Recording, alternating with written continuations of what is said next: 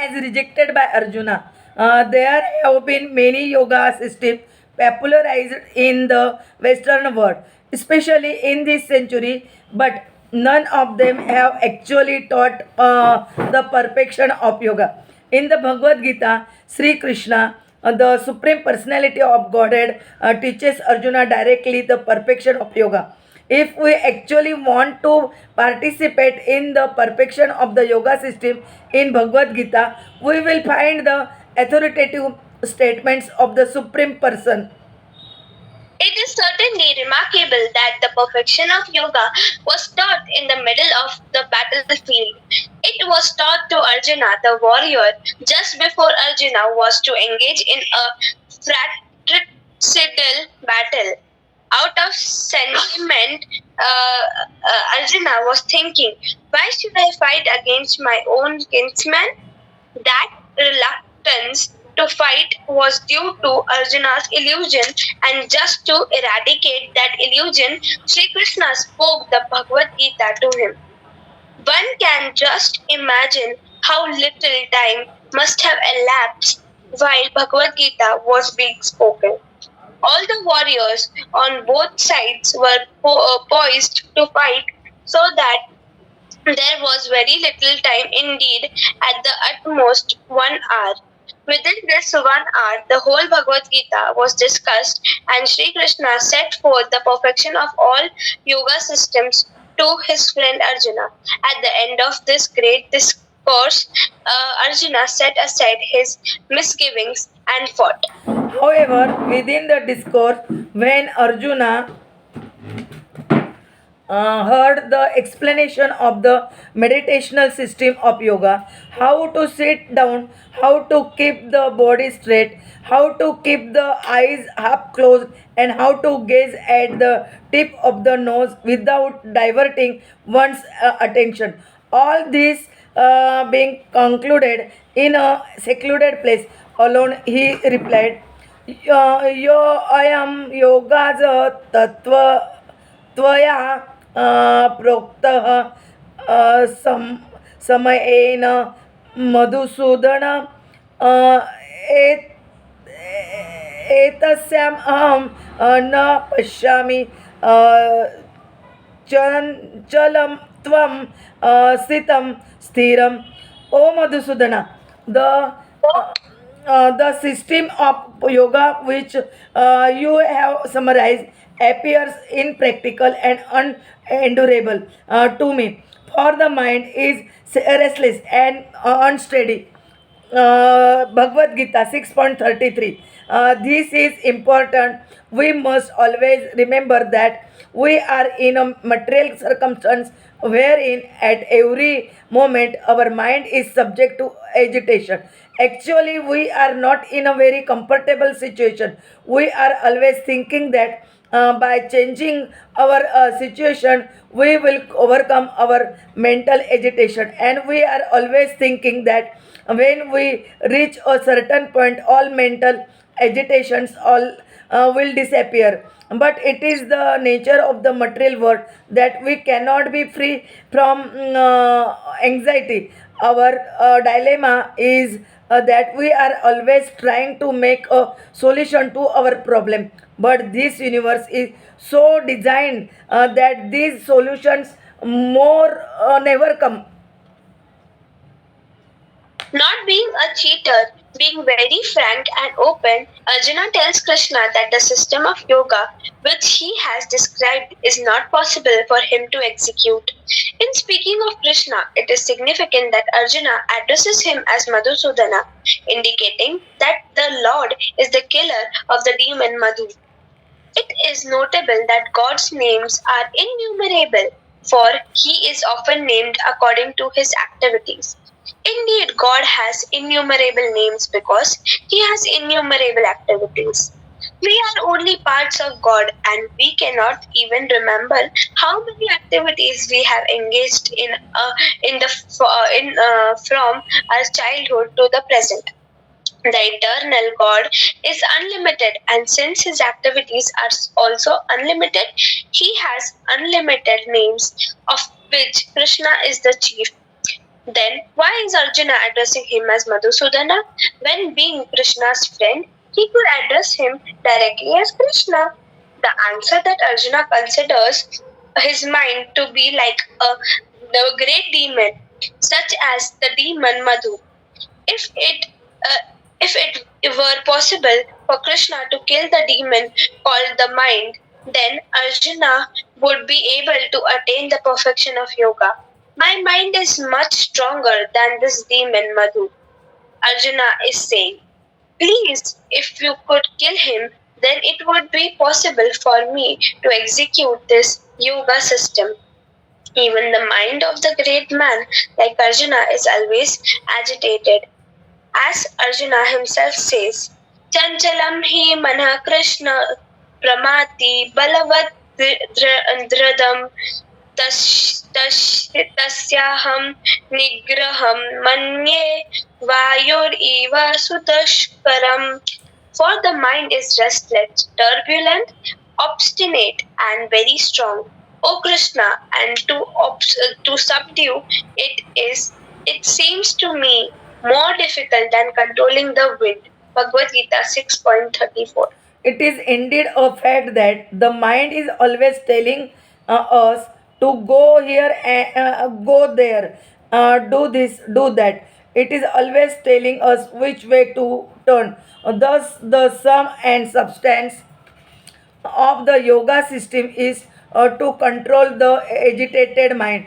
In the meditational yoga system, the mind is controlled by focusing on the super soul. That is the whole purpose of yoga. But Arjuna says that controlling this mind is more difficult than stopping the wind from blowing. One can imagine a man stretching out his arms trying to stop a hurricane. Are we to assume that Arjuna is simply not sufficiently qualified to control his mind? The actual fact is that we cannot begin to understand the immense qualification of Arjuna. After all, he was a personal a friend of the Supreme Personality of Godhead. This is a highly elevated position and is one that cannot be at all attained by one without great qualification. In addition to this, Arjuna was renowned as a great warrior and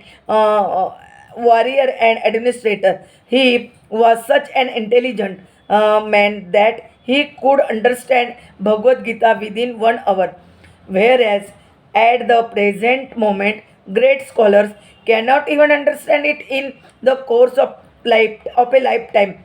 Yet Arjuna was thinking that controlling the mind was simply not possible for him.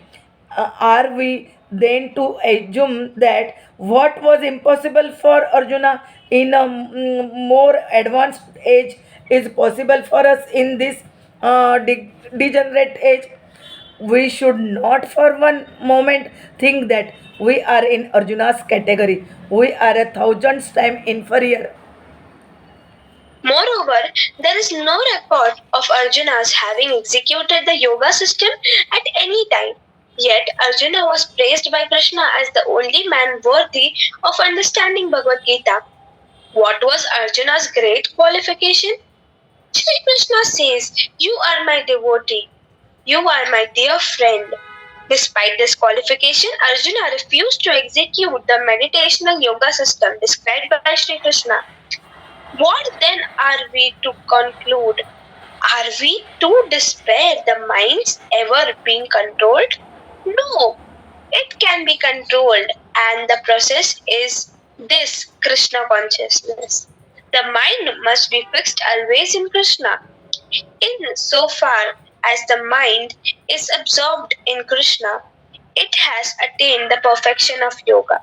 Now, when we turn to the Srimad Bhagavatam in 12th canto, we find Shukdev Goswami telling Maharaj Parikshit that in the golden age, the Satya Yuga, people were living for 100,000 years, and at that time, when advanced living entities lived for such length of time, it was possible to execute this medicinal system of yoga. But what was achieved in the Satya Yuga by this meditational process, and in the following Yuga, the Treta Yuga, by the offering of a great sacrifices, and in the next Yuga, the Dwapar Yuga, by temple worship, would be achieved at the present time in this Kali Yuga by simply chanting the names of God Hari Kirtan, Hare Krishna. So from authoritative sources, we learn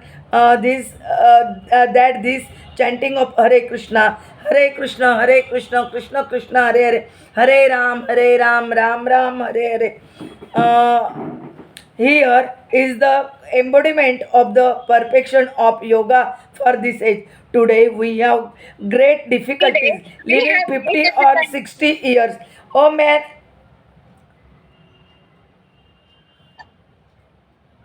A man may live at the utmost 80 or 100 years. In addition, these brief years are always fraught with anxiety, with difficulties due to circumstances of war, pestilence, famine, and so many other disturbances. We are also not very intelligent, and at the same time, we are unfortunate. These are the characteristics of man living in Kali Yuga, a degraded age. So, properly speaking, we can never attain success in this meditational yoga system described by Krishna. at the utmost we can only gratify our personal whims by some pseudo adaptation of this system. Thus people are paying money to attend some classes in gymnastic exercise and deep breathing, and they are happy if they think they can lengthen their lifetimes by a few years or enjoy better sex life. But we must understand that this is not the actual yoga system in this age. That meditational system cannot be properly executed. Instead, all of the perfection of that system can be realized through bhakti yoga, the sublime process of Krishna consciousness, specifically mantra yoga, the glorification of Sri Krishna through the chanting of Hare Krishna, that is recommended in the Vedic scripture and is introduced by great authorities like Chaitanya Mahaprabhu. Indeed, the Bhagavad Gita proclaims that the Mahatmas, the great souls, are always chanting the glories of the Lord. If one wants to be Mahatma in terms of the Vedic literature, in terms of Bhagavad Gita, and in terms of the great authorities, then one has to adopt this process of Krishna consciousness and of chanting Hare Krishna. But if we are content at making a show of meditation by sitting very straight in lotus position and going into a trance like some sort of performer, then that is a different thing. But we should understand that such low bottle performances have nothing to do with the actual perfection of yoga. The material disease cannot be cured by artificial medicine. We have to make the real cure straight from Krishna. Hare Thank you. Krishna, Hare Krishna, Hare Krishna, Krishna Krishna, Hare Hare, Hare Ram, Ram Ram, Hare Hare.